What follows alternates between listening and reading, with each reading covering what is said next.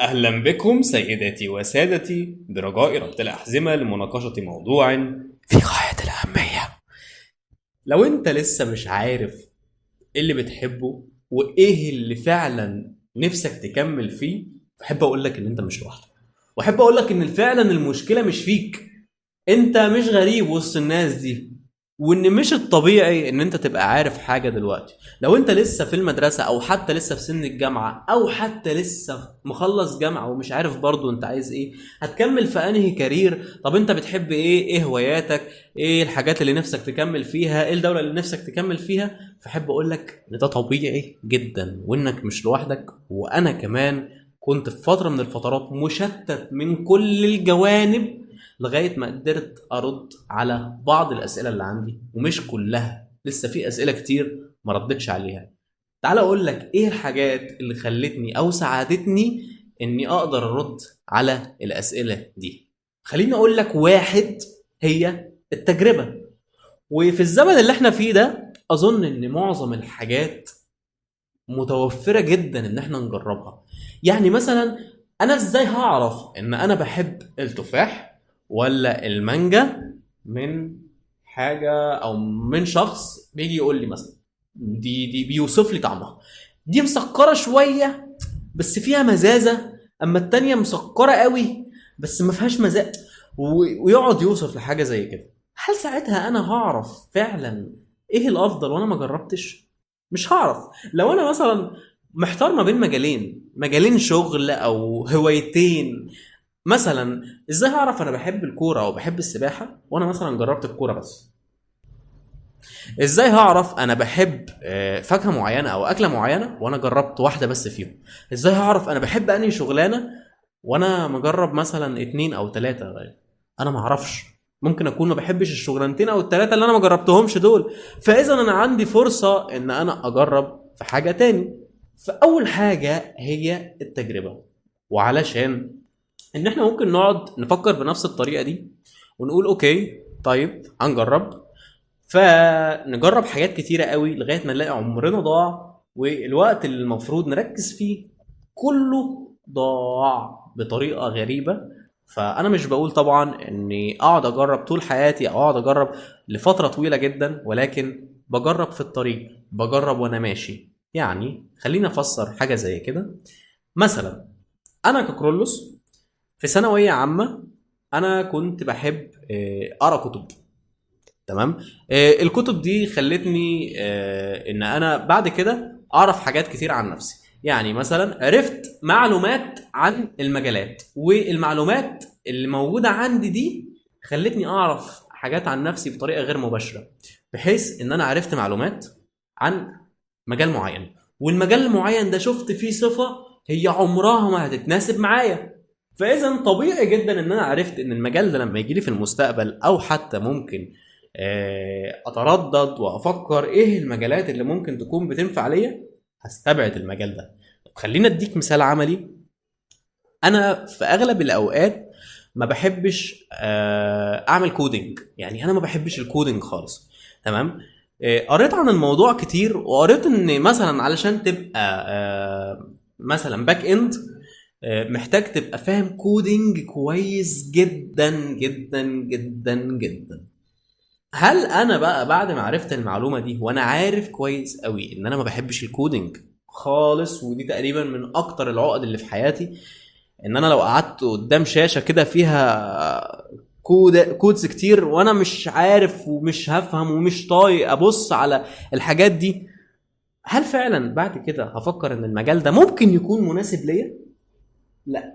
فاذا انا استبعدت المجال ده خالص، استبعدت الباك اند، استبعدت الفرونت اند، استبعدت الحاجات اللي فيها كودينج. فاذا انا عرفت الحاجات اللي مش هتكون مناسبه ليا من غير اصلا ما اخش في الحاجه دي، من غير ما اجرب، من غير ما اعمل اي حاجه. بس تعالى بقى على مجال تاني.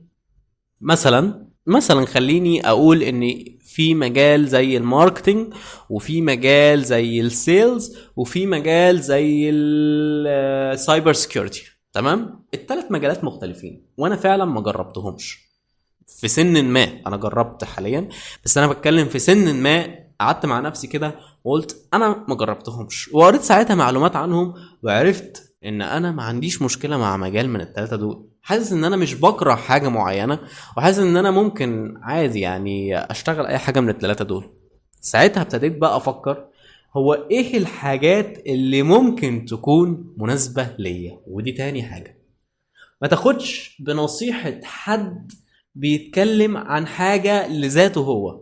يعني انت مثلا ممكن تروح تسأل حد شغال في الماركتينج، مثلا ماركتينج كونسلتنت، ويجي في وقت من الاوقات تشوفه على السوشيال ميديا، فتشوفه مشهور جدا وتروح تسأله بقول لك ايه رأيك؟ انا مش عارف اخش مجال الماركتينج، ولا اخش في مجال السيلز، ولا اخش في مجال السايبر سيكيورتي. تفتكر هيقول لك ايه؟ هيقول لك لا، يقول لك لا ما تخشش الماركتينج ده. لا بقول لك ايه، صعب. طبيعي جدا جدا جدا ان هو هيرد عليك خش ماركتينج. ليه؟ لان هو نجح فيه، تجربته كانت كويسه فيه، قدر يعمل حاجه فيه. هل ده معناه ان هو ينطبق عليك؟ تعالى كده روح لحد شغال في السايبر سيكيورتي وقول له انا محتار ما بين الثلاث مجالات. المفروض الاجابه الصح هيرد عليك يقول لك انا ما اعرفش انت بتحب ايه، انا ما اعرفش انت بتعرف تعمل ايه، انا ما اعرفش انت شغوف بايه. طب هو ايه لازمه الشغف هنا، مع ان في ناس كتيره جدا ممكن تكون بتفكر بطريقه دع الشغف وتحرك بالاحتياجات. انا متوافق جدا مع هذا المعتقد، ولكن في فتره معينه. تعالى كده تخيل معايا ان انا ما بحبش مجال معين، مثلا زي الباك اند، وجيت في فتره ما لقيت ان فلوسه حلوه جدا، والفلوس دي مش هعملها من اي مجال تاني. تفتكر ان انا هنجح في حاجه زي كده؟ ممكن اول شهر، ممكن تاني شهر، ممكن اول سنه. بس حتى لو نجحت هتبقى بتحب المجال ده. طيب حد تاني هيقول لي طب ايه المشكله يعني، ما مش عايز احبه، يعني يكفي ان هو بيجيب فلوس. تفتكر ان الناس اللي بتشتغل لغايه دلوقتي زي ايلون ماسك والناس اللي كبيره قوي وكبيره في السوق، الناس دي بتشتغل عشان فلوس؟ الناس دي ما بتشتغلش عشان فلوس، الناس دي بتشتغل عشان هي بتحب الشغل.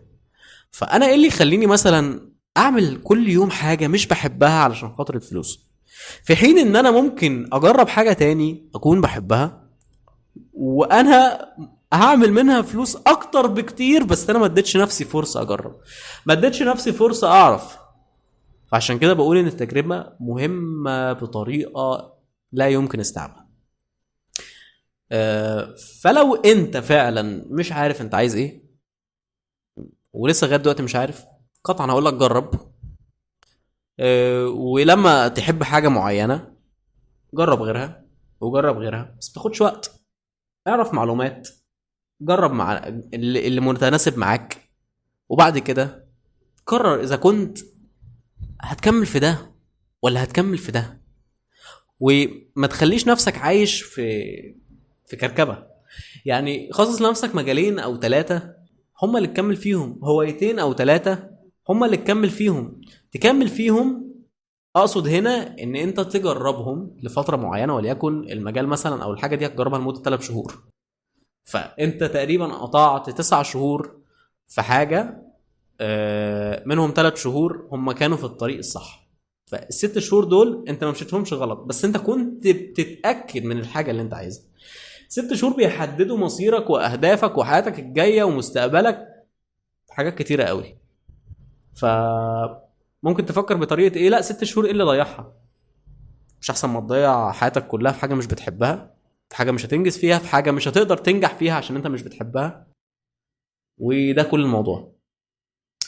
فباختصار بالنسبه لي التجربه اول حاجه، تاني حاجه ما تاخدش بنصيحه حد في مجال معين، شوف ايه المناسب ليك. تالت حاجه اعمل كل اللي تقدر عليه من محاوله، يعني حط وقت وحط تركيز ومجهود في ان انت تحاول تعرف الحاجه اللي انت بتحبها. وبس كده، دي كانت حلقه النهارده، اتمنى تكون عجبتكم. لو عجبك الفيديو متنساش تشترك في القناه، فعل زر الجرس، تعمل لايك الجميل تحت على طول. اعمل لايك وخليك جدع. وبس كده. سلام.